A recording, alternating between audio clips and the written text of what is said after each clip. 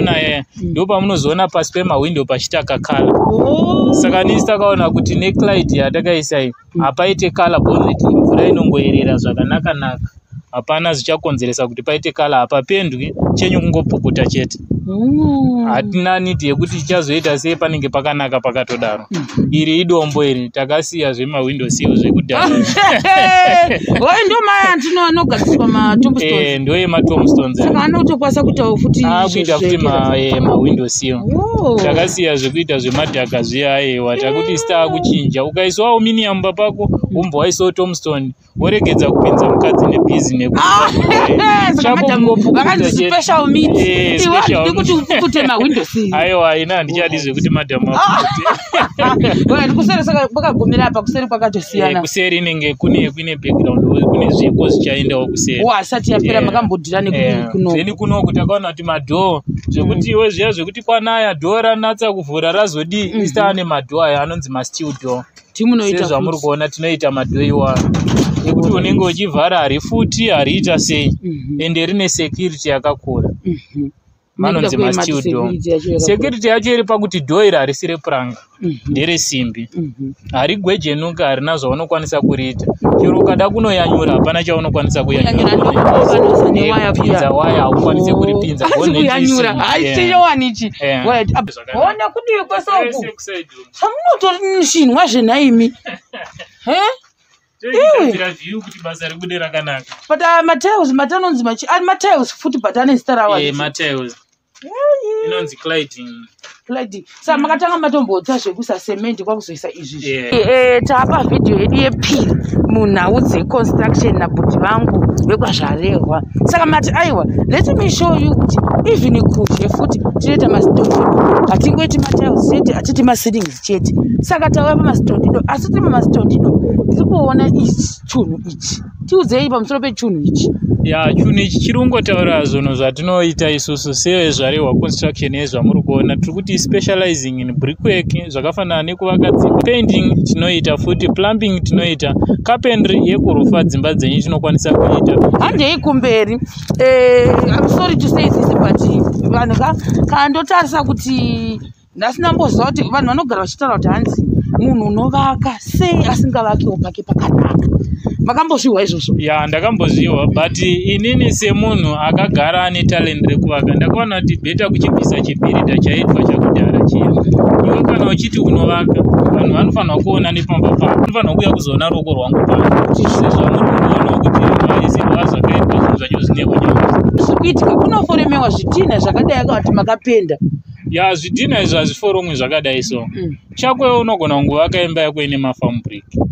Waivaka ine mafabric pamafinishing akaita seplastering unenge wakutishedza tosikoita isu anonzi ma-artificial face brick. Pane makotsi anoiswa kozoita mapenzi anoiswa kuti chingobude zikala yaunenge uchida. Kuti uri kuda chidhina chauri kuda ndecherudzii unongoyotiradza chidhina chauri kuda, kala yauri kuda kuti uda face brick yakaita sei. Kana iri yekubotswana unongotiradza, kana iri yemunomu unongotiradza. Tinogadzira as per order as face brick yaunenge uchida kuti uri kuda type ye face brick yakaita sei. Seyamuri kuona yakabuda ipapa. Aya tine chati ma-glass brick. Pane imwe koti ichazoiswa zvichenge zvichipenya. Zvinovanha zvichipenya. Aiwa sikupenya. Izvo zvichinoita semuchateiwa. Apa sikupenya. Zvinovanha kuzopenya. Kudarika zvazviri. Kusvika kwese kudo design yacho niyo. Saka chii chakaita kuti muve neinspiration yekubudisa this thing because it's my first time kuzviona izvi. Ndakaona kuti upinde mumarket unofanirwa kusiyaniswa zvaiitwa nevamwe. Kuti vamwe vaingovaka imba ine maface brick kuti munhu unomupa lebha yekuti takura rori remaface brick kuenda kumusha. Isu hatichadaro. Unongondishedza ini. Ndaakutoya nezvinhu zvangu ndotosipogadzira. Same cement iyo yanga ichingoshanda mba pako ndo yatoshandisa kugadzira maface brick iwa. Wow. Apa ndo pamakachipedzera. Pamati nematiles. Hapana apa takangopedzera because netakaona initially dzimba zhinji dzinoti mvura painonaya ndo pamunozoona pasi pemawindo pachitaka kala. Saka nisi takaona kuti neclide yatakaisa iyi hapaite kala bonnet, mvura inongoerera zvakanaka naka. Hapana zvichakonzeresa kuti paite kala, hapapendwi, chenyu kungopukuta chete. hatina niti yekuti tichazoita sei panenge pakanaka pakatodaro. Iri idombo iri takasiya zvemawindow sill zvekudhara.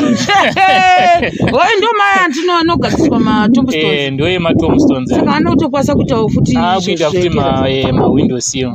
Takasiya zvekuita zvemadhaka zviya aiwa takuti sita kuchinja. Ukaiswa aluminium papako umbowaisawo tombstone woregedza kupinza mukadzi nebhizi nekuti special meat. Kuti upukute mawindow sill. Aiwa ina handichadi zvekuti madhamu kuseri saka pakagumira apa kuseri kwakatosiyana. Kuseri inenge kune background kune zvipo zvichaendawo kuseri. Asati yapera makambodhira nekuno. Zeni kuno kuti akaona kuti madhoo zvekuti iwe zviya zvekuti kwanaya dhoo ranatsa kuvhura razodi isita ane madhoo aya anonzi masteel door. Timunoita zvamuri kuona tinoita madhoo iwa ekuti unenge uchivhara hari futi hariita sei ende rine security yakakura. Manonzi masteel door. Security yacho iri pakuti dhoo iri harisi repuranga ndere simbi. Hari gwejenuka harina zvaunokwanisa kuriita. Chero ukada kunoyanyura hapana chaunokwanisa kuyanyura. Pinza waya haukwanisi kuripinza. Kuyanyura haichiyowanichi. Apa patiko tambo saka asi kuchadzikavha. Dzitambo chadzikavha zvedu dzitambo dzinongori dzetembara bone pane pombi inenge ichiunza mvura kuno. Saka gaitine futi kufura ndifika. Ewe chinhu chakanakisa manichi. Saka vanhu vatombodi kuyazokopera ere kuti design yakanaka iyi. Design inonetsa kuikopera bonnet unenge usiri muridzi wayo akaitanga. Andoreva kuti zvekuti tikubatiitire ise exactly zvamakaitapo. Tinokwanisa kuita dzakawanda dzimba dzatiri kuita dzakawanda mabasa akawanda vanhu vari kuuya neuwandi hwavo. Vanhu vari kuuya neuwandi hwavo vachisingobvunza kuti tiitirewo. Homba masvika futi nekuno kubva marova. Saka painge ingoriwo futi purpose yemvura futi yemvura iyoyo. Plus nekuti ozvikude zvakanaka. Ona kudiwe kwasoku. Samunotori nishinwa zvenaimi. Iwe view kuti basa rikude rakanaka. But materials matanonzi materials futi but ane star hours. Materials. Inonzi cladding. Saka makatanga matombotsa zvekuisa cement kwakuzoisa izvi. Unotanga watoita cement wozoisa izvi. Saka munogumira apo design. Kuseri kwakaiswa. Kune futi zve. Vasikana. Kwakaiswa nekuseri futi. Alright. Imba yemuvaki. Kwete kuti zvakuti kudii. Imba yabhudha but makakurumidza kuita musoro sei. Indiri munhu akakura aine pfungwa dzekuti handifanirwi kuzvifananidza nevamwe. Ndofanirwa kusiyanisa. Kana ndafunga kuvaka ndofanirwa kuvaka chinhu chinoonekwa nevanhu. Kukurumidza kuupgrade ndo kunonyanya kudiwa. Kuti vanhu vandibhilive kuti ndikataura kuti ndinovaka munhu anofanirwa kuuya achiona mba pangu kuti pari kuvakwa sei. Ndikandoisa matiles anofanirwa kuuya achisikoona mba pangu. Ndo zvinhu zvandakakurumidza kugadzirisa izvozvo kuti munhu chese chandati ndinoita munhu anofanirwa kuuya achisikochiona. Kwete zvekungotaura nemuromo zvepamafacebook kana pamasocial media ndinovaka ndiri builder ndiri chaiwa isiri kuti vanhu ngavauye vazvionere pane yangu imba. Aiwa ndizvo. Sit down. Alright. Aiwa zvina kushata. Saka pane futi panandambokanga tichiri panapa kuti namba dzenyu ichi kuna vanoda kubatai. Namba dzangu kuna vanoda kundibata i 0773 273 621. Alright, again 0773 273 621. Alright. Saka ipapa patichibva panapa toda kuenda vamambotudza pari kuitwa zvimwe futi because ndaona kunge mune maprojects akati one day. Pane maprojects akawanda mukatarisa ese ari neoko kwayo. Kumusoro maprojects angu ese muri kuona zvimabhodzi zveblues zvakazvariwa izvi.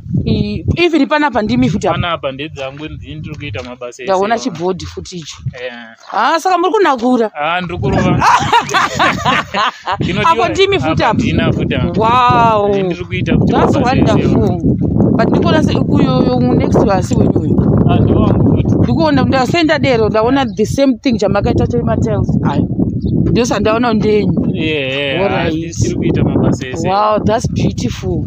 That's very very beautiful. But ndafarira kuti mberi chenyu chaiwo.